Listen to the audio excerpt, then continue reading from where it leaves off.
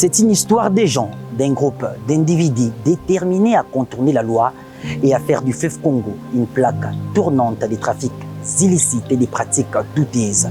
Durant plusieurs jours jusqu'à fin septembre, nous avons côtoyé le fleuve Congo et le fait réunis nous ont fait froid dans les dos.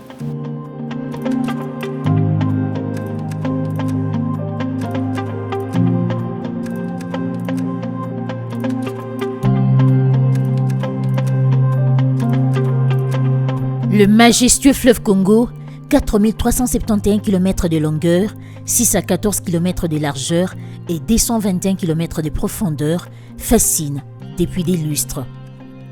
Son immensité, sa complexité et son apparence des grimaces effrénées inspirent la peur, les mythes et les histoires les plus folles, qui parfois suscitent à la fois un profond respect et une crainte noire.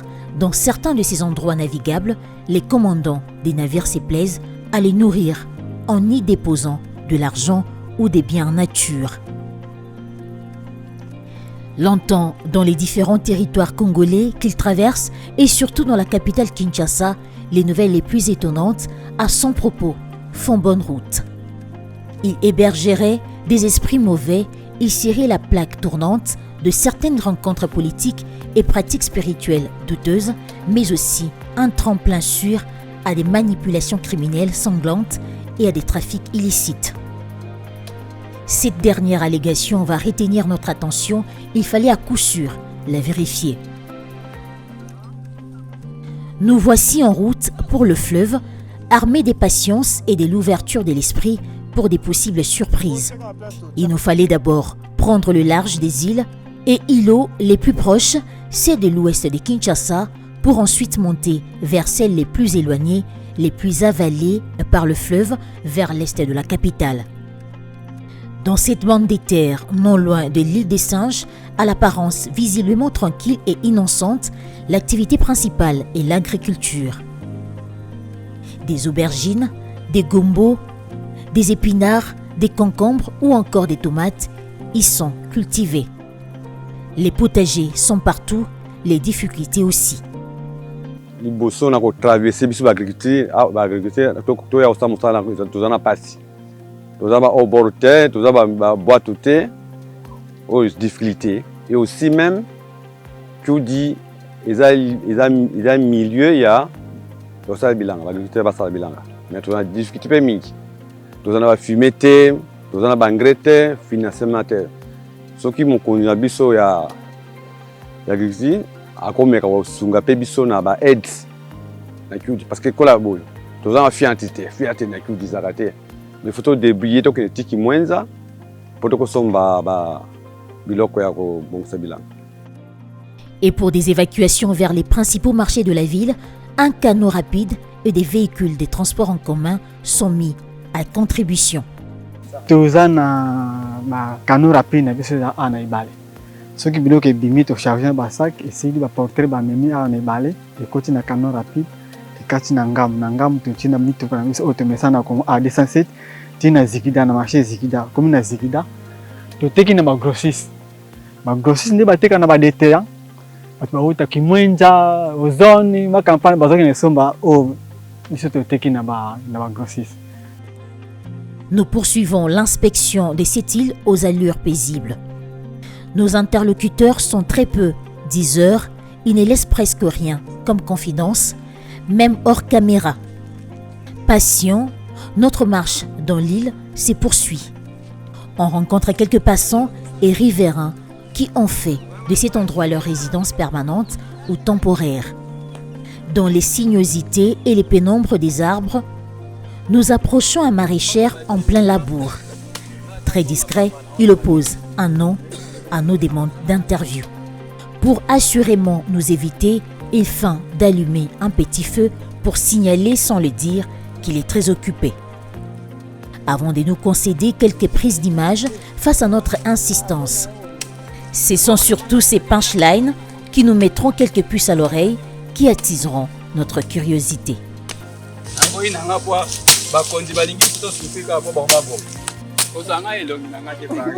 On quittera le lieu affaibli par les poids des heures avec très peu de pistes, mais avec beaucoup d'assurance.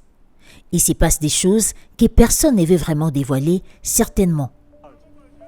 Surtout qu'à notre chemin de retour, après quelques taquineries, notre guide lâchera qu'il existe sur l'île plusieurs conflits fonciers qui ont quelquefois viré à la violence et que les agriculteurs et les pêcheurs de l'île sont des adversaires farouches, sans en donner plus de détails. Après le repli stratégique de quelques jours, nous voilà de nouveau rafraîchis prendre le chemin de l'est de la ville vers le quartier fleuve, un archipel au cœur du fleuve Congo formé des îles et îlots tels que Patmos, Dilolo et d'autres. 1h30 de route, quelques bifurcations, des sentiers creusés dans les élévations du sol pour arriver au port privé de Ngamanzo, principale porte d'entrée de ces îles. C'est là qu'il faudra se présenter et se signaler aux différents services de contrôle, Direction générale de migration, Agence nationale des renseignements et autres grandes côtes. C'est procurer des gilets de sauvetage, négocier un guide et une pirogue à moteur avant le grand périple maritime. Sur place, plusieurs embarcations à moteur ou à la pagaie sont à l'attente des passagers. Le trafic est intense, les services débordés par des hommes et des biens. Et l'argent coule à flot. Les pagayeurs, les agents des services publics, les voyageurs, enfants comme adultes et les marchandises se côtoient. Certains d'entre eux viennent non pas des îles quinoises du fleuve, mais des Congo-Brazzaville. Et de manière illégale, sans aucune mesure sécuritaire, à la complicité de certains services commis à ce port privé. Nous prenons le large après avoir rempli toutes les formalités d'usage. Au son du moteur, notre pirogue fait son libre parcours sur le fleuve. Au loin, les bouts des terres à peine visibles sont notre destination. Notre guide nous signale d'éteindre la caméra et de ne pas filmer les éléments de la marine nationale, 5 individus en tenue civile assis sur une embarcation immobile à une dizaine de mètres de ces îles menée par un certain Ekofo. C'est là que notre traversée sera interrompue. Ces éléments de la marine vont catégoriquement interdire notre reportage sans avancer une raison valable. Ils nous prieront de rentrer à la terre ferme dès que nous nous sommes présentés comme journalistes et le fameux Ekofo, chef de bande, va nous raccompagner pour s'assurer de l'effectivité de notre retour. Alors que nous avons obtenu toutes les autorisations, que s'est-il passé? Pourquoi sommes-nous interceptés et renvoyés? Mamou Militari, découragés, nous nous rendons à l'extérieur du port où notre guide s'est lâche, très remonté. Fallait to koma, malheureusement to compte pour na empêchement ya bato sécurité ba bito ko koma kunate na ebité ce que ça na interdiction que presse ko chama ko kunate. Et dénonce les détournements des biens qui sont parfois destinés aux populations de ces îles qui vivent dans des conditions inhumaines en complicité avec plusieurs services sur place. Biloko o bazo pesa wana FAO nini biloko wana ezo kena ba poche ya ba konji wana o ba tete wana na ba chaque district na chaque commune na chaque ville parce que ba dernièrement auto kabela biloko pêcheur moko a joué le côté pêcheur moko a joué le côté biloko to ba pesi e kena banda kwa batu ba teki biloko wana ka ndenge boy ba yebi ndenge sala ma ba teki yango. To ali ba benga ba pêcher to na benga ba pêcher na lexa bango ba leka na media ba le ba soki ba ji ba filer o ba sali le ba bimisa ba filer o ba kaboli ba mona ta filer mon côté. Convaincus de pouvoir obtenir quelque chose, nous décidons de retourner à l'intérieur de ce port privé de Ngamanzo, déguisés et plus discrets, déterminés à savoir pourquoi notre tournage a été refusé. Et là, on s'y rend compte que les choses ne sont pas aussi faciles car sur place, les langues ont du mal à se délier une fois de plus. On retrouve toutefois la même ambiance d'il y a quelques minutes.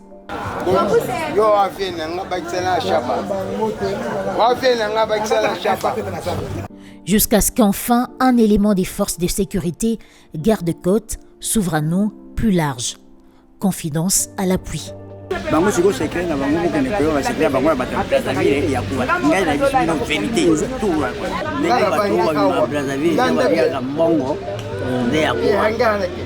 C'est donc une histoire des trafics illicites, des magouilles, des actions douteuses et malhonnêtes, des combines illicites et illégales qu'il faut à tout prix cacher au grand public, dissimuler à l'attention du grand nombre. Enfin, nous pouvons quitter le lieu, avec en outre d'autres indiscrétions plus graves en poche. La bande à Ekofo et à un certain commandant Ngaché formant un bloc et décrit comme une équipe prête à tout pour l'argent, pour leur survie. Le fleuve est leur gagne-pain. Ce qui constitue cette bande ferrée, c'est qu'ils veulent et s'y impliquer à une histoire de 2 corps sans vie retrouvés il y a quelque temps au large du fleuve. Et cela ne fut ni le premier et moins encore le dernier spectacle funeste.